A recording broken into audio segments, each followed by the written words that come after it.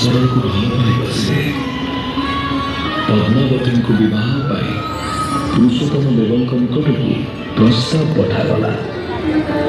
ବିବାହ ପ୍ରସ୍ତାବ ନେଇ ଆସିଥିବା କାଞ୍ଚି ରାଜ୍ୟର ମନ୍ତ୍ରୀଙ୍କୁ ମହାପ୍ରଭୁ ଶ୍ରୀ ଜଗନ୍ନାଥଙ୍କ ବାର୍ଷିକ ଘୋଷଯାତ୍ରା ସଂଦର୍ଶନ କରିବାକୁ ରାଜା ନିମନ୍ତ୍ରଣ କଲେ।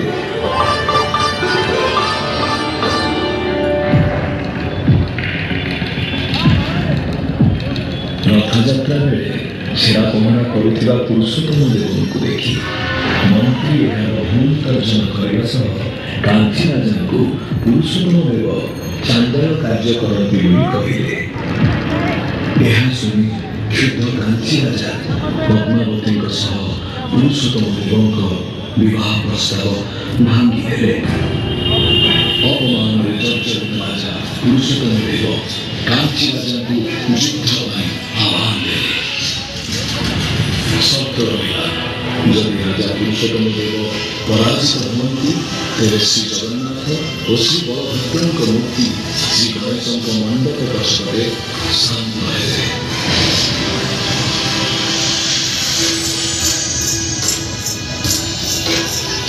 ଯୁଦ୍ଧରେ ନିଜର ସ୍ଥିତି ଦେଖି ପୁରୁଷୋତ୍ତମ ଦେବ ଶ୍ରୀମନ୍ଦିର ଯାଇ ମହାପ୍ରଭୁଙ୍କ ଶରଣାପନ୍ନ ହୋଇ ତାଙ୍କୁ ସହାୟ ହେବାକୁ ଗୁହାରି କଲେ।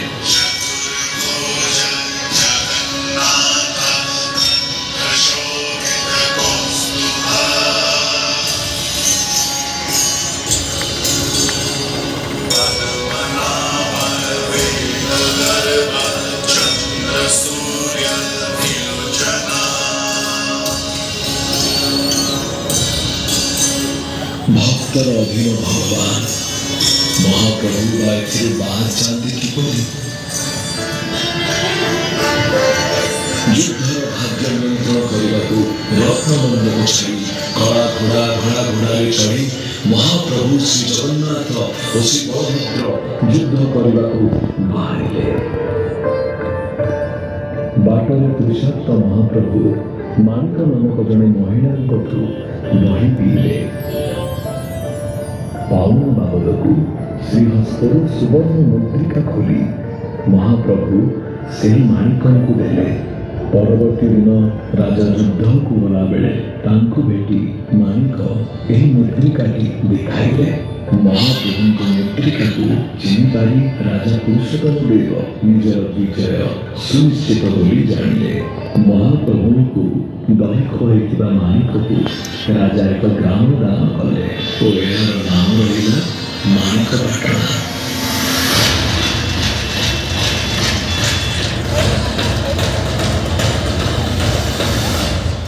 ମହାପ୍ରଭୁ ଶ୍ରୀ ଜଗନ୍ନାଥ ଓ ଶ୍ରୀ ବଳଭଦ୍ରଙ୍କ ଦିବ୍ୟ ଉପସ୍ଥିତି ଯୋଗୁଁ ରାଜା ପୁରୁଷୋତ୍ତମ ଯୁଦ୍ଧରେ ବିଜୟ ଲାଭ କଲେ। ସତ୍ର ମୁତାବକ କାଞ୍ଚି ରାଜାଙ୍କ ଆରାଧ୍ୟ ଶ୍ରୀ ଗଣେଶ ଓ ରାଜଜନ ପଦ୍ମାବତୀଙ୍କୁ ଧରି ରାଜା ଉତ୍କଳ ରାଜ୍ୟକୁ ଫେରି ଆସିଲେ। ଶ୍ରୀ ଜଗନ୍ନାଥଙ୍କୁ ଅପମାନ ଓ ତାଙ୍କୁ ଚାଣ୍ଡାଳ ଅପବାଦ ଦେଇ ବିବାହ ପ୍ରସ୍ତାବ ଭାଙ୍ଗି ଦିଆଯାଇଥିବାରୁ ସେ ପଦ୍ମାବତୀଙ୍କୁ ଜଣେ ଚାଣ୍ଡାଳ ସହ ବିବାହ ଦେବାକୁ ଘୋଷଣା କଲେ। ରାଜାଙ୍କ ଏହି ଘୋଷଣା ସମସ୍ତଙ୍କୁ ସ୍ତବ୍ଧ କଲା। ମାତ୍ର ରାଜାଙ୍କ ଚତୁର ମନ୍ତ୍ରୀ ପରିସ୍ଥିତି ସମ୍ଭାଳି ନେବାକୁ ନିଜକୁ ପ୍ରସ୍ତୁତ କଲେ। ଆସିଲା ସେହି ମହାର୍ଘ ଦିନ ମହାପ୍ରଭୁଙ୍କ ଘୋଷଯାତ୍ରା। ପୁରୁଷୋତ୍ତମ ଦେବ ସୁବର୍ଣ୍ଣ ସମାର୍ଜନ ଧରି ଛେରା ପହଁରା କଲାବେଳେ ମନ୍ତ୍ରୀ ସଙ୍ଗରେ କାଞ୍ଚି ରାଜଜନ ପଦ୍ମାବତୀଙ୍କୁ ଧରି ରଥ ନିକଟରେ ଉପସ୍ଥିତ ହେଲେ। ମନ୍ତ୍ରୀଙ୍କ ଇଶାରାରେ ରାଜଜନ ପଦ୍ମାବତୀ ବରଣମାଳା ନେଇ ରାଜା ପୁରୁଷୋତ୍ତମ ଦେବଙ୍କ ଗଳାରେ ଲମ୍ବାଇ ଦେଇ ତାଙ୍କୁ ପତି ରୂପରେ ବରଣ କଲେ। ମହାପ୍ରଭୁଙ୍କ ରଥରେ ଝାଡ଼ି କରୁଥିବା ରାଜା ପୁରୁଷୋତ୍ତମ ଦେବ ଯୋଗ୍ୟ ଚାଣ୍ଡାଳ ବୋଲି ମନ୍ତ୍ରୀ ଘୋଷଣା କଲେ। ପୁରୀର ଗଜପତି ମହାରାଜା ପ୍ରତିବର୍ଷ ରଥଯାତ୍ରାରେ ଛେରା ପହଁରା କରି ମହାପ୍ରଭୁଙ୍କ ଆଦ୍ୟ ସେବକର କର୍ତ୍ତବ୍ୟ ପାଳନ କରି ଆସୁଛନ୍ତି। ମହାପ୍ରଭୁ ଜଗନ୍ନାଥ ଭିଆଇଲେ ଲୀଳା, କାଞ୍ଚି ଯୁଦ୍ଧ ଇତିହାସ ଉତ୍କଳର ଜିଲ୍ଲା।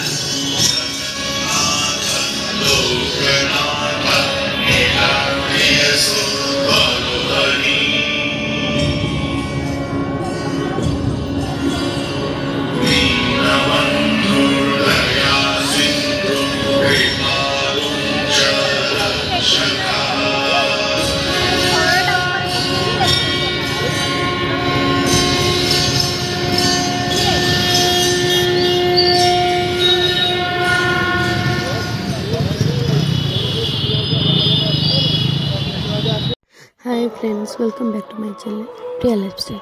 आपण मैंने तो यार पूर्व किसी समय मध्य देखिले कि कांची युद्ध इतिहास विषय और रथयात्रा व घोष यात्रा कहीं हुए, किए पालन करती, कहीं पालन करती, ये सब विषय में जानिले। आणिकागड़ कहीं रखा जाइछि, उत्कल भी कहीं रखा जाइछि, आपण सब विषय जानिले। ए देखंतु पुरी रे संध्यार दर्शन, लाइट शो कितने सुंदर। आपण मैंने एमती नुआ नुआ कथा जानवाई मो सहित कनेक्ट होकर रुहतु। मो चैनल को जो मैंने सब्सक्राइब करिसेंती थैंक यू, जो मैंने न करिसेंती, जो मैंने नुआ अछंती मो channel please please like and subscribe जरूर करंतु।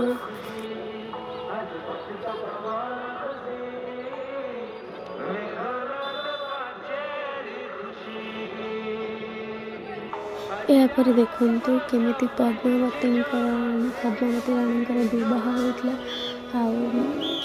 राजा उत्कलदेव केमती पद्मावती रानी को बह कर रखी केमती रथयात्रा पालन करते राज्य केमती अभियोग करते।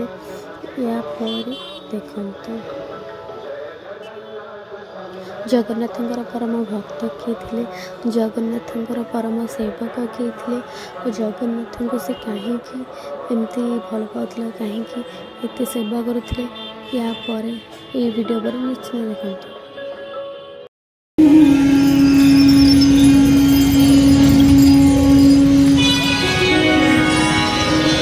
मात्र से महाप्रभु श्री जगन्नाथंकर परम भक्त और आद्य सेवक। विनम्रतार सह से रथयात्रा अवसर सेवा प्रदान करते। कांची राज्य परिभ्रमण जाइथिबा बेले एक प्रमोद उद्यान में से राजजमा पद्मावती को देखि मोहित हेले। परस्पर को भल पाई बसले। पद्मावती को विवाह पाई पुरुषोत्तम देवଙ୍କ निकटକୁ प्रस्ताव पठागला। विवाह प्रस्ताव नहीं आसिथिबा कांची राज्यर मंत्री को महाप्रभु श्री जगन्नाथ घोषयात्रा संदर्शन करने को राजा निमंत्रण कले।